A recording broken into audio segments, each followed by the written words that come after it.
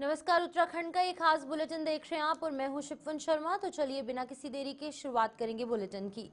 उत्तराखंड के देहरादून स्थित विधानसभा में पुष्कर सिंह धामी अपने दूसरे कार्यकाल का चौथा बजट उन्होंने 20 फरवरी को पेश किया। तो आपको बता दें कि वित्त मंत्री प्रेमचंद अग्रवाल वित्तीय वर्ष 2025-26 का इस वित्तीय वर्ष के 1,01,175 करोड़ 33 लाख का बजट ये पेश किया गया है। बजट में कोई राजस्व घाटा अनुमानित नहीं है। वित्त मंत्री ने कहा कि 7 बिंदुओं पर केंद्रित उत्तराखंड का ये बजट है। वहीं बजट में 7 बिंदुओं पर खास तौर पर फोकस किया गया है। वहीं एग्रीकल्चर, ऊर्जा, अवसंरचना, संयोजकता, आयुष, कृषि और पर्यटन पर विकास के लिए प्रतिबद्धता है। वहीं पर एमएसएमई उद्योगों के लिए 50 करोड़, मेगा इंडस्ट्री नीति के लिए 35 करोड़, स्टार्टअप उद्यमिता प्रोत्साहन के लिए 30 करोड़ का प्रावधान किया गया। मेगा प्रोजेक्ट योजना के तहत 500 करोड़, जमरानी बांध के लिए 625 करोड़, सौंग बांध के लिए 75 करोड़ और साथ ही साथ लखवाड़ के लिए 285 करोड़, राज्यों के लिए विशेष पूंजीगत सहायता के लिए 1,500 करोड़, जल जीवन मिशन के लिए 1,843 करोड़, नगर पेयजल के लिए 100 करोड़, अनुसूचित जाति बाहुल्य क्षेत्र के विकास के लिए 60 करोड़, अल्पसंख्यक बाहुल्य क्षेत्रों के लिए 8 करोड़ मिलेंगे।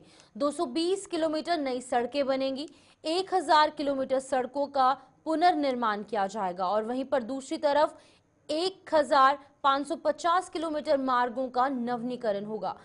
1,200 किलोमीटर सड़क सुरक्षा कार्य, 37 पुल बनाने का लक्ष्य उत्तराखंड सरकार ने रखा है। तो ये बजट जो 20 फरवरी को पेश हुआ है, यानी कि बीते कल ये बजट पेश किया गया, वित्त मंत्री प्रेमचंद अग्रवाल द्वारा ये बजट में तमाम बड़ी बातें रखी गई। और इस बजट की विशेषताएं क्या कुछ है, एक कर आपको बताएंगे।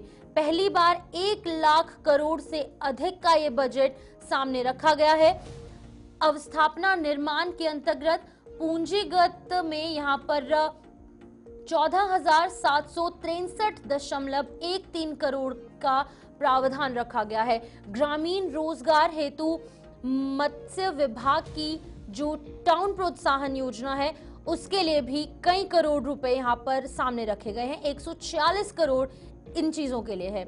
UIIDB को हरिद्वार ऋषिकेश विकास हेतु परामर्शी सेवा हेतु 178.33 करोड़ रुपए यहाँ पर रखे गए हैं। स्टार्टअप वेंचर फंड भी जो है वो 20 करोड़ मिला है। तो आपको बता दूं कि यहाँ पर रिवर फ्रंट डेवलपमेंट परियोजना यानी कि शारदा कॉरिडोर को 10 करोड़ रुपए दिए गए हैं। तो आपको बता दें कि यहाँ पर स्मार्ट सिटी के अंतर्गत इलेक्ट्रिक बसों के संचालन के लिए 6.5 करोड़ रुपए जो है वो यहाँ पर आवंटित किए गए हैं। होमगार्ड कल्याण कोष के लिए यहाँ पर 1 करोड़ रुपए का फंड सामने रखा गया है। तो आपको बता दूं कि यहाँ पर रेशम फेडरेशन को 5 करोड़ रुपए मिले हैं। समान नागरिक संहिता यानी कि UCC, जो कि भारतवर्ष का पहला राज्य उत्तराखंड बना है जहां पर UCC लागू हुआ है, इसके क्रियान्वयन हेतु 30 करोड़ रुपए सरकार की तरफ से दिए जाएंगे। सामाजिक सुरक्षा हेतु यहाँ पर 1,811.66 करोड़ रुपए आवंटित और विभिन्न योजनाओं में सब्सिडी जो लोगों को दी जाएगी वो 918.92 करोड़ रुपए दिए जाएंगे। अन्नपूर्ति योजना में 600 करोड़ रुपए होंगे।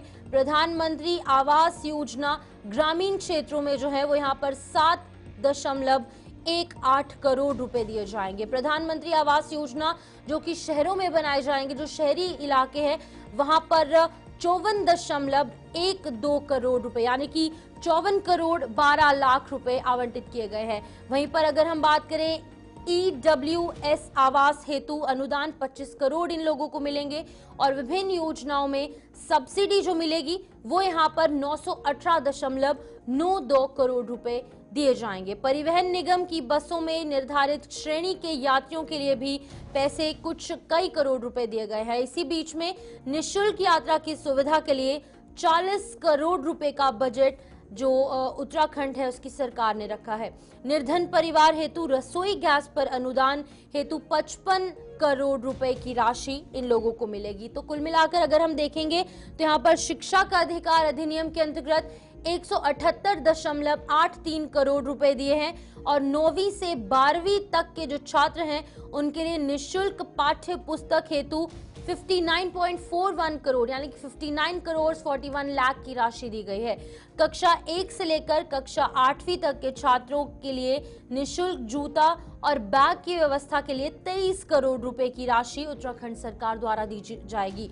विद्यालय शिक्षा विभाग के अंतर्गत छात्रवृत्ति यानी कि स्कॉलरशिप के लिए 15 करोड़ रुपए की राशि सामने रखी गई। शैक्षिक कार्यक्रमों के अंतर्गत भी तमाम जो बातें हैं वो सामने रखी गई हैं। उसी के साथ साथ शिक्षा का अधिकार अधिनियम के अंतर्गत 178.83 करोड़ रुपए रहेगी। शैक्षिक कार्यक्रमों की बात की जाए और तो इसके अंतर्गत जो स्कॉलरशिप मिलेगी वो 15 करोड़ रुपए की होगी। तो कुल मिलाकर अगर हम देखेंगे तो पहली बार ऐसा हुआ है कि इतना बड़ा बजट जो है वो सामने आया है, तो लोगों में काफी ज्यादा खुशी की लहर है। धामी सरकार का उन्होंने शुक्रिया अदा किया है।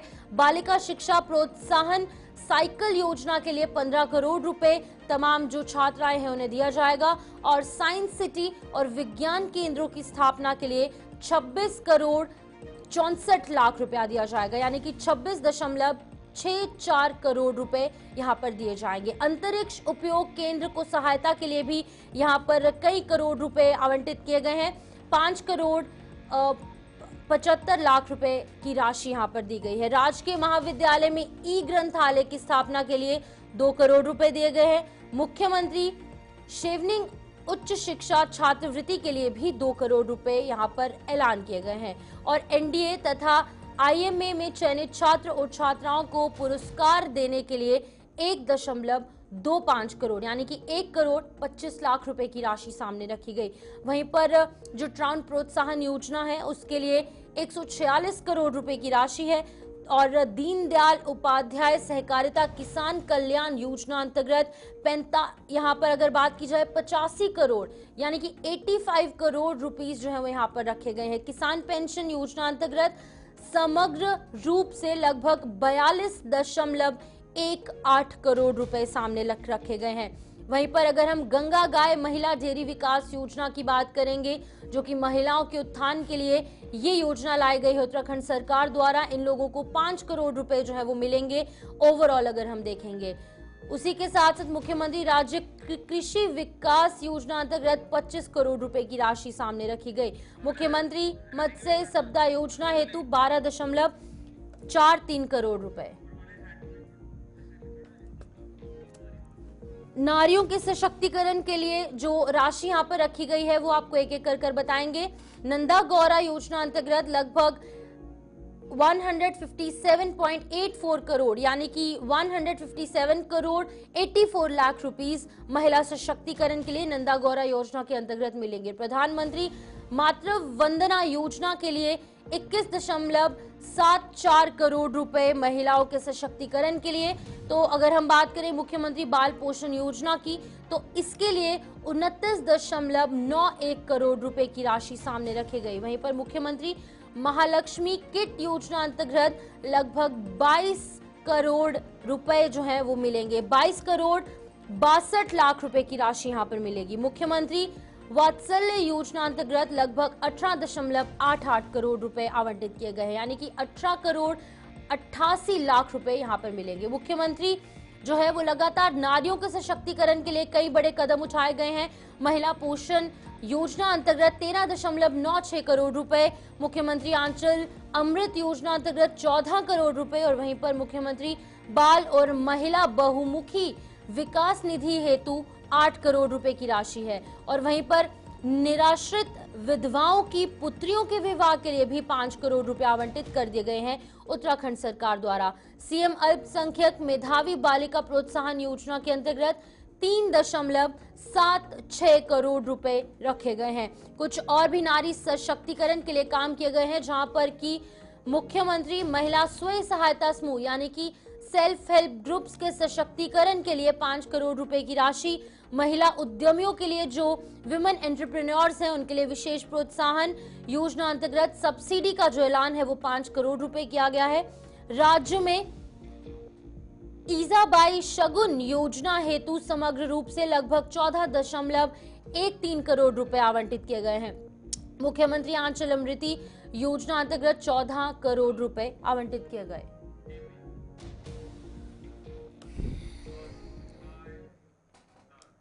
वहीं वित्त मंत्री प्रेमचंद अग्रवाल के द्वारा पेश किए गए आम बजट पर मुख्यमंत्री पुष्कर सिंह धामी ने प्रतिक्रिया देते हुए कहा कि एक ऐतिहासिक बजट पेश करने के लिए वो वित्त मंत्री प्रेमचंद अग्रवाल के साथ उनकी टीम को बधाई देते हैं।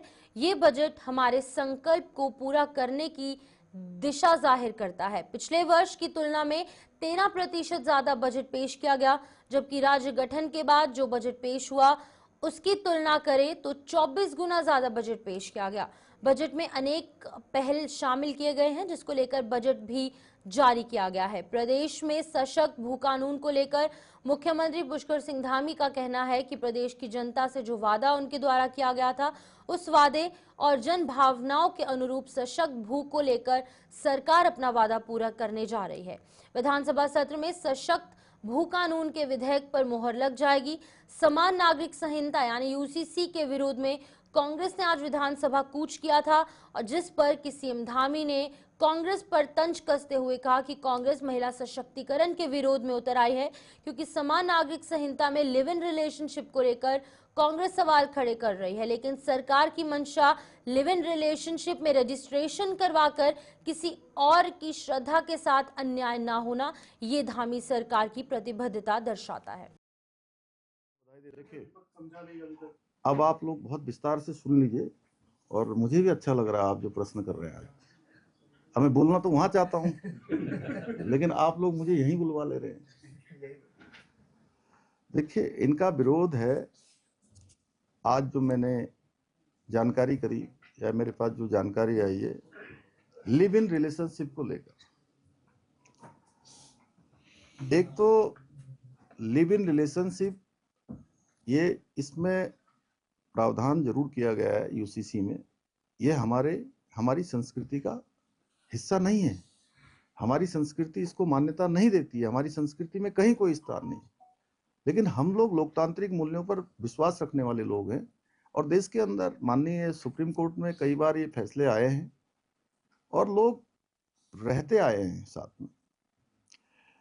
हमने केवल और केवल लिव इन रिलेशनशिप में ये प्रावधान कर दिया कि जो भी लोग इस संबंधों के आधार पर अपना जीवन निर्वासित कर रहे हैं, साथ में रह रहे हैं, उनको अब ये जानकारी देनी होगी, उनके माता पिता को जानकारी देनी होगी, हमारे पास भी जानकारी होगी, क्योंकि पिछले सालों के जो बहुत सारे ऐसे प्रकरण आए हैं, इन प्रकरणों में अनेक बार साथ में रहते रहते संबंध शुरू में अच्छे होते हैं, लेकिन बाद में संबंध खराब हो जाते हैं, हिंसा होती है, पुलिस केस होते हैं, कोर्ट कचहरी न्यायालय में मामले जाते हैं, अनावश्यक कई प्रकार के उत्पीड़नों का शिकार दोनों ही पक्षों को, कभी महिला और पुरुष दोनों का ही उत्पीड़न अलग अलग दिशा में होता है। और कई बार इसमें इतनी हिंसक घटनाएं होती हैं कि जिन माता पिता के बेटे या बेटियां ऐसे संबंधों में रहते हुए उनकी हत्याएं हो जाती हैं। उन माता पिता के पास पूरे जीवन भर रोने के सिवा कुछ नहीं बचता है। दिल्ली का एक बहुत चर्चित केस 2022 का, श्रद्धा बालकर और आफताब साथ में रहते रहते संबंध खराब हो गए, और श्रद्धा के टुकड़े टुकड़े काट कर हैवानियत से आफताब ने उसको 300 लीटर के फ्रिज में टुकड़े बना के डाल दिए, और एक एक टुकड़ा करके जंगल में फेंक के आता था। और जो उसका सोशल मीडिया का अकाउंट था, उस सोशल मीडिया के अकाउंट से उसके माता पिता से लगातार कम्युनिकेशन करता था, लगातार बात करता था। बहुत लंबे समय तक पता ही नहीं लगा कि उनकी बेटी अब इस संसार में नहीं है। तो इसलिए हमने प्रावधान किया है कि अब कोई भी इसमें, इसीलिए हमने रजिस्ट्रेशन का प्रावधान किया, इसीलिए हमने जानकारी का प्रावधान किया, उनके माता पिता को जानकारी हो, प्रशासन के पास जानकारी हो कि कोई भी आफताब जैसा हैवान अब किसी बिटिया श्रद्धा के साथ इस प्रकार का कृत्य न कर पाए, इस प्रकार का अपराध न कर पाए। तो इसमें क्या बुराई है? और जब हम ये बना रहे थे तो कांग्रेस पार्टी समेत राज्य के जितने भी राजनीतिक दल हैं, उन सारे राजनीतिक दलों को हमने आमंत्रित किया था कि आप आइए, आपको कोई विचार रखने हैं तो आप अपने विचार दीजिए, आप अपने सुझाव दीजिए। हम ये यूसीसी का ड्राफ्ट बना रहे हैं, हमारी कमेटी ने उनको आमंत्रित किया। और ये जो महिला सशक्तिकरण के लिए बनाया गया हमारा ये यूसीसी है, ये विधेयक है, इसमें उत्तराखंड की जनता ने मोहर लगाई है। ये बाबा साहब भीमराव अंबेडकर के जो उन्होंने संविधान बनाया है, उस संविधान के अनुरूप लाया गया कानून है, लाया गया विधेयक है। यानी कि कांग्रेस महिलाओं का भी विरोध करती है, महिला सशक्तिकरण से, महिलाओं की सुरक्षा से उनका कोई लेना देना नहीं है। वो महिलाओं पर अत्याचार को प्रोत्साहन देना चाहती है, इसलिए इस कानून का विरोध कर रही है। वो बाबा साहब के संविधान को नहीं मानती है, इसलिए जो है इस जो संविधान में अनुच्छेद 44 में जिसका प्रावधान किया गया है उसका विरोध कर रहे हैं लोग। इसलिए ये बात यहीं तक नहीं चलने वाली है कि आप लोग उत्तराखंड की देवतुल्य जनता को भ्रम में नहीं डाल सकते। उत्तराखंड की जनता ने हमको जो है काम करने के लिए अवसर दिया है। उत्तराखंड के इतिहास में पहली बार उन्होंने एक परिपाटी बदली है, एक मिथक तोड़ा है और लगातार किसी सरकार को दूसरी बार काम करने का अवसर प्रदान किया है। और इसमें जो हम यूसीसी लाए हैं, ये उत्तराखंड की जनता ने उस पर मैंडेट दिया है हमको। अगर मेरे से कोई पूछे कि इस यूसीसी का श्रेय किसको दिया जाता है, तो मैं कहूंगा यूसीसी का श्रेय देवभूमि उत्तराखंड की जनता को दिया जाता है, जिसने हमारे संकल्प को सिद्धि तक पहुंचाने का काम किया। अगर हमने उनके सामने संकल्प रखा था, जब हम चुनाव में जा रहे थे, तो हमने कहा कि भाई हमारा ये संकल्प है, हम सरकार में आएंगे तो सबसे पहले हम यूसीसी लागू करेंगे। तो उत्तराखंड की जनता ने उसके लिए आशीर्वाद दिया है। मैं समझता हूं कि और इसके साथ साथ एक भ्रम और फैलाने का काम हो रहा है कि जी कोई बाहर से आकर कोई अगर शादी कर लेगा, लड़का या लड़की, तो उत्तराखंड का निवासी हो जाएगा। उत्तराखंड का स्थायी निवास क्या बोलते हैं, उसको मूल निवास मिल जाएगा। ये सब भ्रम है भाई। ये केवल यूसीसी के तहत जो प्रावधान किए गए हैं, उन प्रावधानों से किसी को यहाँ की निवास नहीं मिल सकता। आप लोग भ्रम में डालना छोड़िए, क्योंकि अगर अभी देखिए नगर पालिकाओं के, नगर पंचायतों के और महानगर पालिकाओं के चुनाव हुए हैं, नगर निगम के। उत्तराखंड की जनता ने आईना दिखाया आपको। आपने कहा कि वहां केदारनाथ में ये सेमीफाइनल है जी, सेमीफाइनल में आपको बाहर कर दिया। तो आप लोगों को भ्रम और झूठ में नहीं फैला सकते। उत्तराखंड के लोग बहुत जागरूक हैं, और पूरे उत्तराखंड के नहीं, देश दुनिया के अंदर जो उत्तराखंड के हमारे प्रवासी भाई बहन रहते हैं, सबके बधाई संदेश आ रहे हैं कि श्री हेमकुंड साहिब की यात्रा इस वर्ष 25 मई से शुरू होगी। उत्तराखंड सरकार और गुरुद्वारा श्री हेमकुंड साहिब प्रबंधन ट्रस्ट ने यात्रा की जो डेट्स है, यानी कि जो तिथियां हैं, उनकी घोषणा कर दी है। इसकी घोषणा उत्तराखंड सरकार और गुरुद्वारा श्री हेमकुंड साहिब प्रबंधन ट्रस्ट द्वारा की गई। आपको बता दें कि श्रद्धालुओं के लिए पवित्र तीर्थ स्थल श्री हेमकुंड साहिब 25 मई से खुल जाएगा। ये निर्णय मुख्य सचिव राधा रतोड़ी और नरेंद्र सिंह बिंद्रा, गुरुद्वारा श्री हेमकुंड साहिब प्रबंधन ट्रस्ट के अध्यक्ष के बीच बैठक में सरकार की सहमति से लिया गया है। उत्तराखंड में स्मार्ट मीटर पर लगातार सियासत होती हुई नजर आ रही है, जहां पर विपक्ष लगातार आरोप लगा रहा है कि स्मार्ट मीटर से आम जनता को नुकसान होने वाला है और ये मीटर प्रीपेड है। इस पर पलटवार करते हुए पूर्व विधायक राजेश शुक्ला ने विपक्ष को आड़े हाथों लेते हुए कहा कि विपक्ष के सामने ये दावा करते हैं कि ये मीटर कोई प्रीपेड मीटर नहीं है और इससे किसी को भी कोई नुकसान नहीं होना है, क्योंकि ये स्मार्ट मीटर सिर्फ उत्तराखंड सरकार का ही नहीं बल्कि पूरे देश में लागू है। हिमाचल प्रदेश में भी स्मार्ट मीटर्स हैं, इसके साथ ही कई अन्य राज्यों में भी स्मार्ट मीटर्स लगाए गए हैं। वहां पर भी उपभोक्ताओं को काफी मदद मिली है और उत्तराखंड में भी स्मार्ट मीटर से उपभोक्ताओं को काफी मदद मिलेगी। जहां पर बिजली घरों में लाइन लगाकर बिल जमा करने पड़ते थे, वो अब ऑनलाइन ही जमा कर सकेंगे और इसके लिए कोई भी अलग से चार्ज नहीं लिया जाएगा। इससे एक मैसेज जाएगा, क्योंकि बार बार विपक्ष के लोग कह रहे थे कि भाजपा के लोग लगाए हैं, सरकार के लोग लगाए हैं, तो हमें तो उस मीटर में कोई दोष नजर नहीं आ रहा।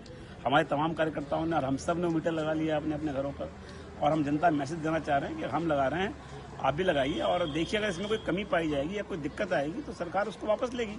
लेकिन एक हवा खड़ा करना, एक झूठ बोलना, एक नैरेटिव बनाना कि साहब ये बड़ा लोगों के लिए गलत है, ऐसा नहीं है। जो लॉ ओबीडिएंट लोग हैं, जो कानून को मानते हैं, जो नियमानुसार बिजली का भुगतान करते हैं उन्हें इस मीटर से कोई दिक्कत नहीं है। ज़्यादा दिक्कत उन लोगों को हो रही है जो बिजली चोरी में लिप्त हैं। जो है इस मीटर को प्रीपेड मीटर कहकर गुमराह करना चाह रहा है। ये प्रीपेड मीटर नहीं है, ये स्मार्ट मीटर है। और कांग्रेस शासित राज्य हों चाहे यूपीए के या एनडीए के गठबंधन की सरकारें हों, पूरे देश में ये मीटर लगाया जा रहा है। अमेरिका में अवैध तरीके से रह रहे लोगों को डोनाल्ड ट्रंप प्रशासन गिरफ्तार कर वापस भेज रहा है। इसमें Bharat, Mexico, Brazil, Canada, Colombia, Ecuador जैसे देशों के नागरिक मुख्य रूप से शामिल हैं।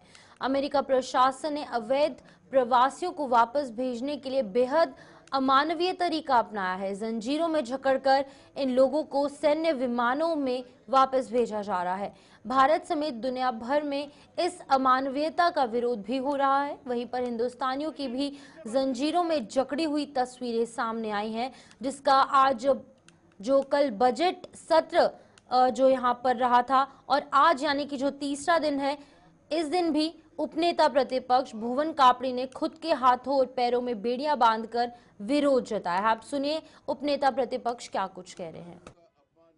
देखिए 56 इंच का सीना कहाँ गया, वो लाल आंखें कहाँ गई। विश्वगुरु हम हिंदुस्तान को बनाने जा रहे हैं और अमेरिका से हिंदुस्तानियों को कैसे बेड़ियों में जकड़कर बांध कर भेजा जा रहा है, ये हम सब ने देखा। दुनिया के और भी